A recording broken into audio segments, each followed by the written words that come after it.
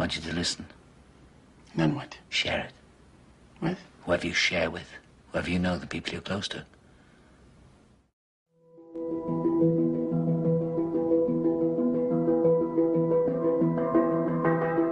Tonight's talk is consciousness, creativity, and the brain. And if you have a golf ball-sized consciousness, when you read a book, you'll have a golf ball-sized understanding. When you look out, a golf ball-sized awareness. And when you wake up in the morning, a golf ball-sized wakefulness. But if you could expand that consciousness, then you read the book, more understanding. You look out, more awareness. And when you wake up, more wakefulness. It's consciousness. And there's an ocean of pure, vibrant consciousness inside each one of us.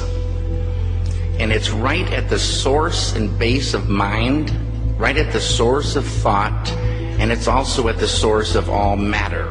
There is no matter as such.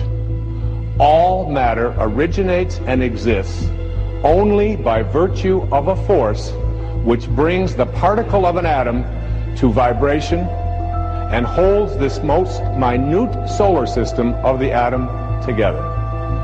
We must assume behind this force the existence of a conscious and intelligent mind. This mind is the matrix of all matter. Matter seems like a good place to begin. The solidity of the world seems totally indisputable. As a fixed thing that you can see and touch, your body is also reassuringly solid. But beginning with Einstein, modern physics has assured us that this solidity is a mirage. All of physical matter, everything we have around us, is the result of a frequency. And what that also means is that if you amplify the frequency, the structure of the matter will change.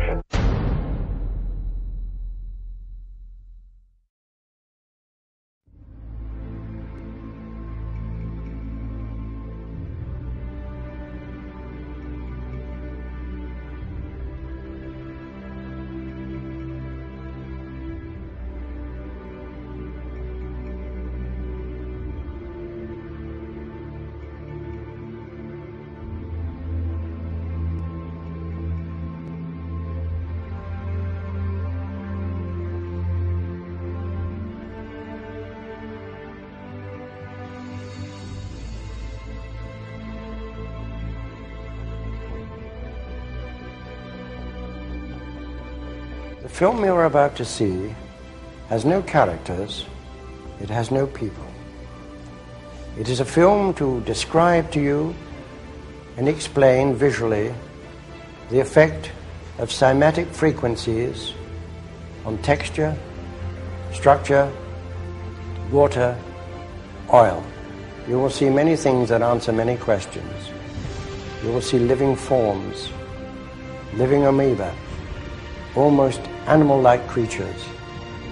You will see continents being formed, the earth itself coming into existence, explosions, eruptions, atomic explosions and bombs.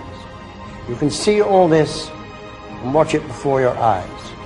But everything owes its existence solely and completely to sound.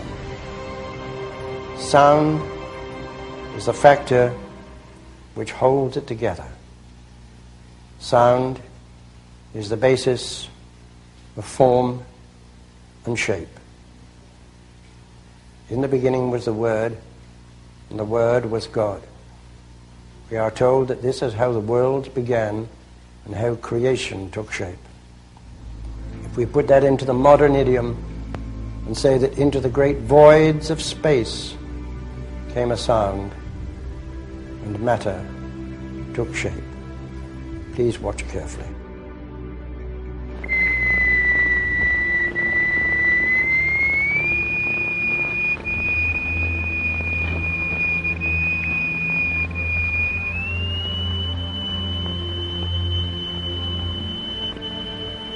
We can also use different shapes of plate. Here we have a triangular plate with a crystal attached to its underside and produce a sonorous figure. We change to a higher note and see a rather more complicated figure.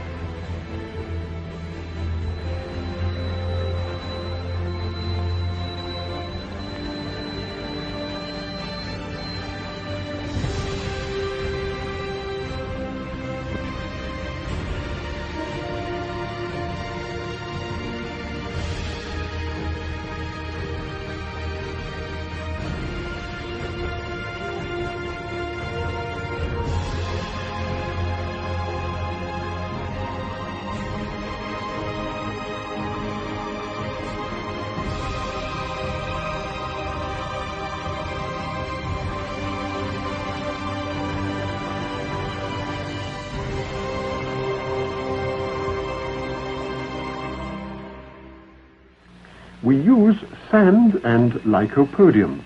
The lycopodium moves to the center of the fields and takes up circular shapes. The sand forms the lines. Each material has its own special way of behaving.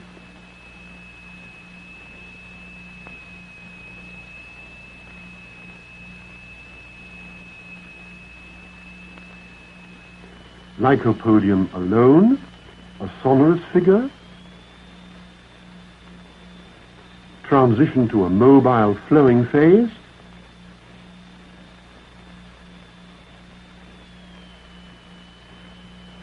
and back again to the figure.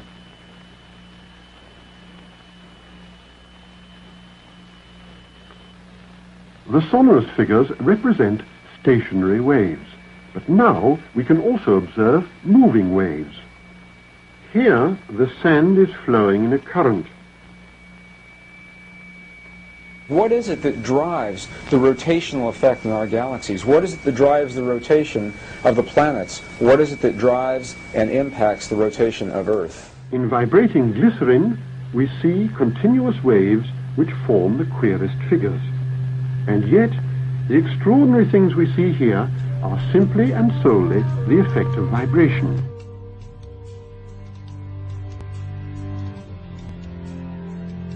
Now, what we've seen up until now are single signals, single frequencies projected into matter.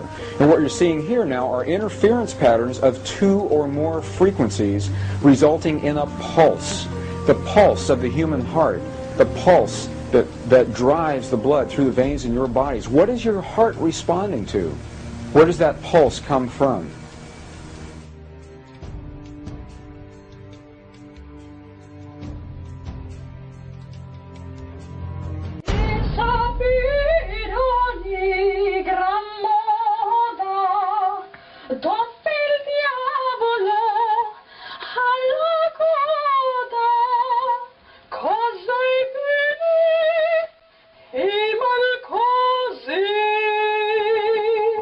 Di sapere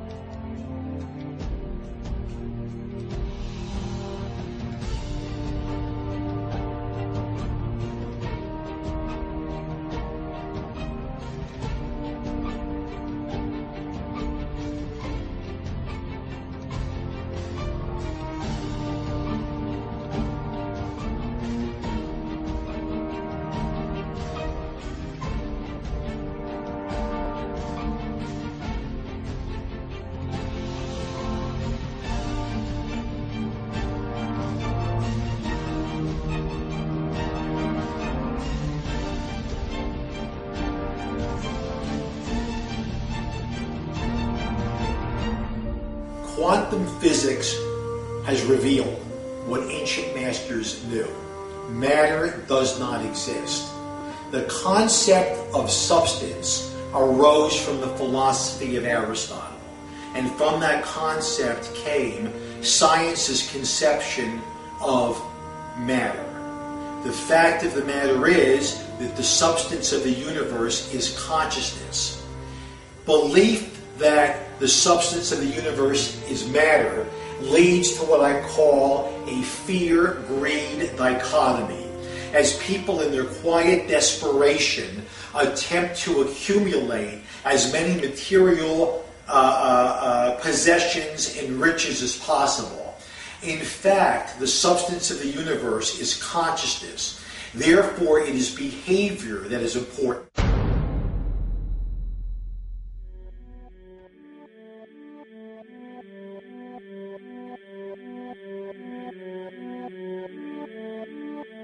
The daily life we perceive with our five senses is not reality.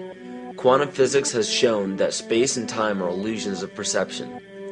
Therefore, our bodies cannot truly be a reality if they occupy this space.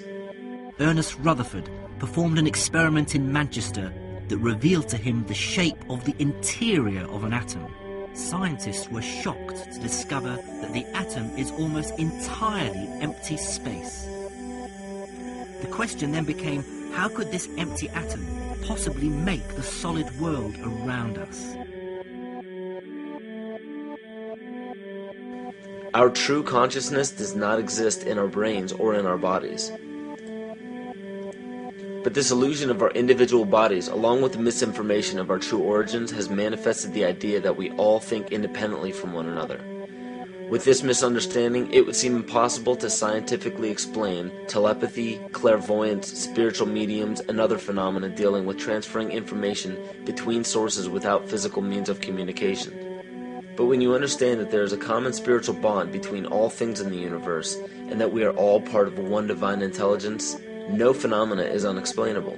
The blank matter within the most basic building blocks of perceivable existence is malleable and molded by intent. This means that consciousness shapes our reality. This seems difficult to accept for most, and it is quite understandable. In modern times, we are taught from an early age how to think rationally and tangibly. This is a very left-brain method of education, and it has more harmful effects than is given credit for.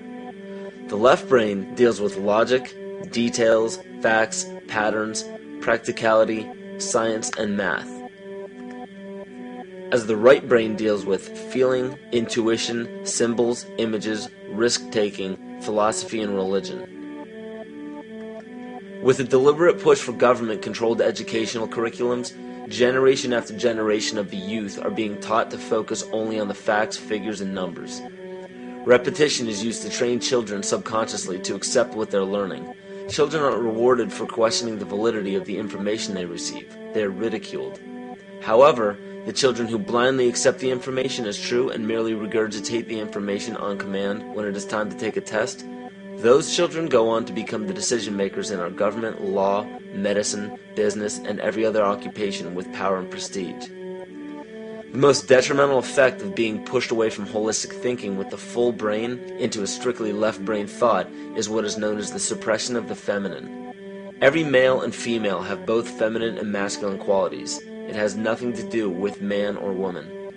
These are represented by the left and right brain, yin and yang, black and white, light and dark, and most every other duality. Both are vital to our spiritual and physical health. So the intangible parts of our existence, such as emotions, are part of the true reality of higher consciousness. If emotions are part of a realm that we cannot experience with our five senses, then how is it that we are all aware of our emotions? What most people believe to be emotions are not truly the emotion itself. What we are experiencing is the physical manifestation of these emotions. Anger causes disturbance in the psyche, which manifests itself in the ego. These manifestations cause the heart rate to increase, body temperature to rise, and spawn many other physical traits that signify anger. Just as music from the radio is a physical manifestation of an intangible signal, our experience of emotion is the physical manifestation of an intangible signal as well. It has been shown that our emotions have a vibratory frequency to them. Furthermore, there are only two emotions that humankind experiences: fear and love.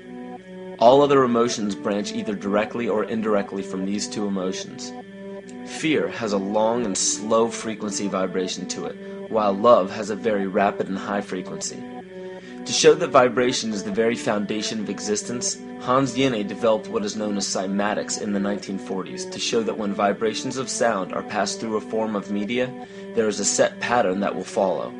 When the frequency increases, the media develops into a more complex pattern. This is precisely what is happening to our Earth and to humanity.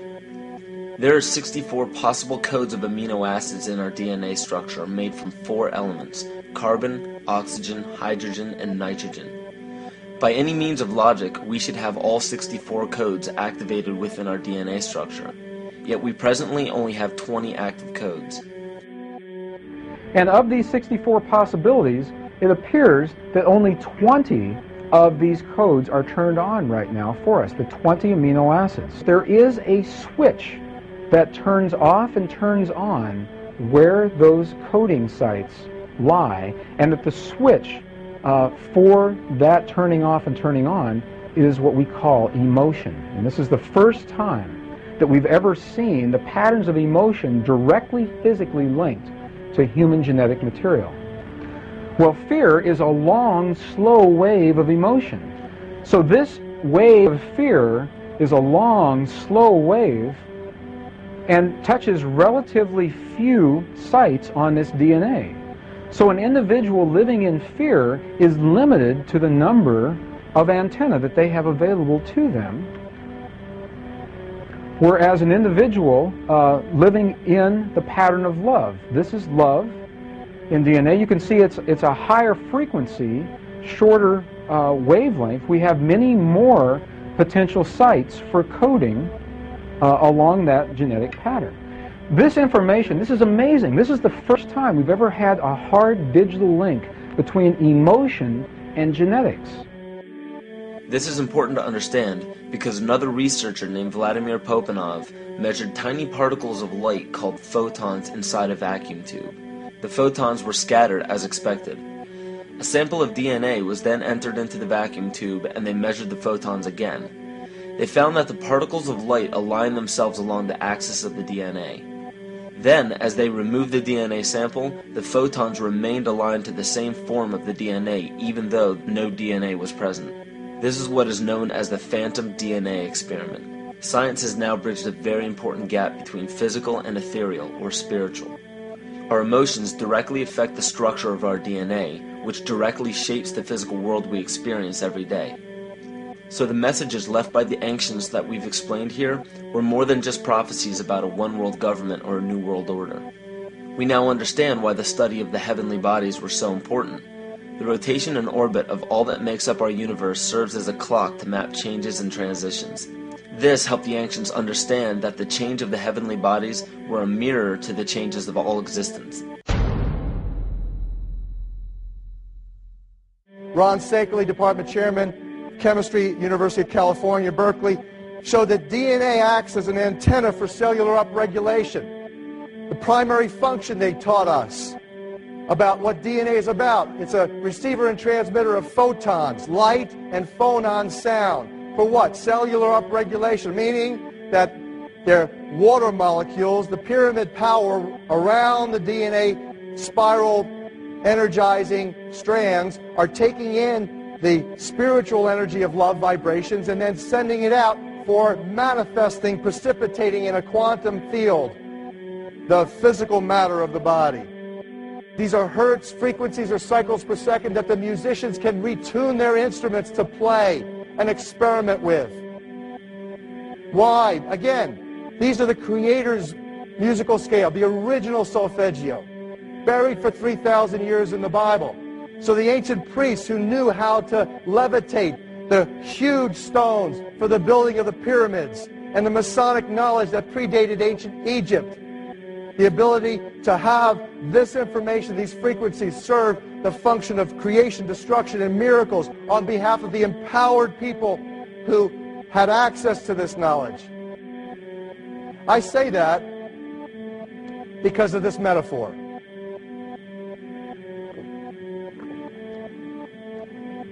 This is the difference between the power of our Creator and anything else, particularly evil. That you can go into a pitch black room full of evil, full of darkness, and light a little candle, and instantly that darkness flees. But you can't do the opposite. You can't go into a well-lit room full of truth and wisdom and righteousness and joy and health and harmony with the universal power. You can't take any amount of darkness and go into that well-lit room and have any effect whatsoever. That is the metaphor which I frequently think of when I think that I'm not empowered. It is the greatest lesson for me, and I think for everybody else, to know that we're on the winning side and that we win in the end. As you are watching this, understand that it is not a fight to be fought. It is not a war to be waged. No gun rights have to be exercised. Not a finger has to be lifted. Most people wonder how one person can make a difference. They ask that if all this is so simple and this information is available, why hasn't someone else conquered their fears and changed the world for everyone else? This is the most difficult and beautiful conundrum to our lives. Your reality affects you and only you. Your curiosity has led you to this genre of information to serve a very specific purpose in your life.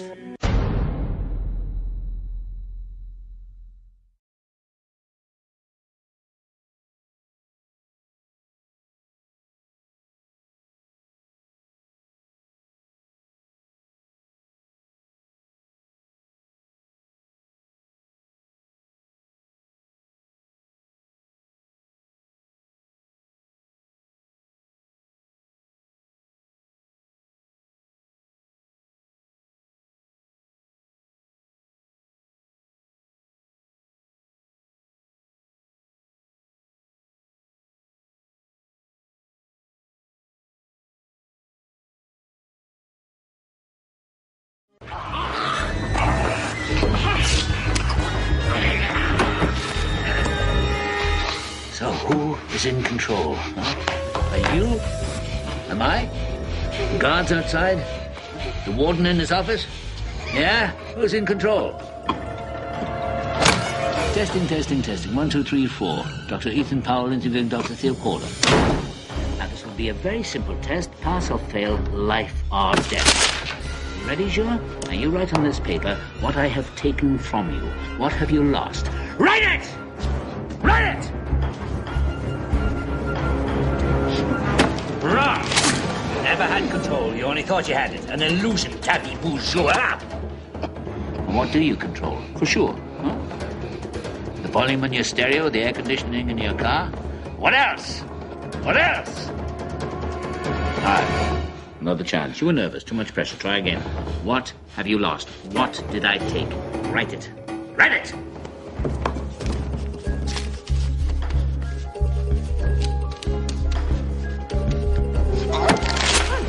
You're a fool, sure. Do you think you were free? Where were you going at 2 o'clock today? Into the gym, right? In the morning, your wake-up call. In the middle of the night, when you wake up sweating with your heart pounding. What is it that has you all tied up, Joie? Tied up in little knots? Is it ambition? Yeah. You're no mystery to me, boy. I used to be you.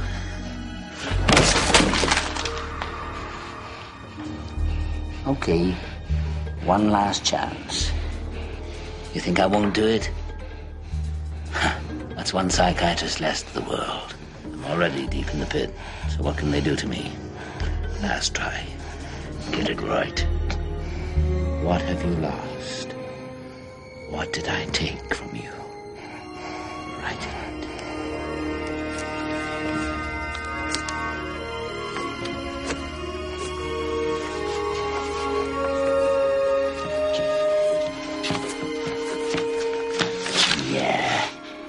Congratulations.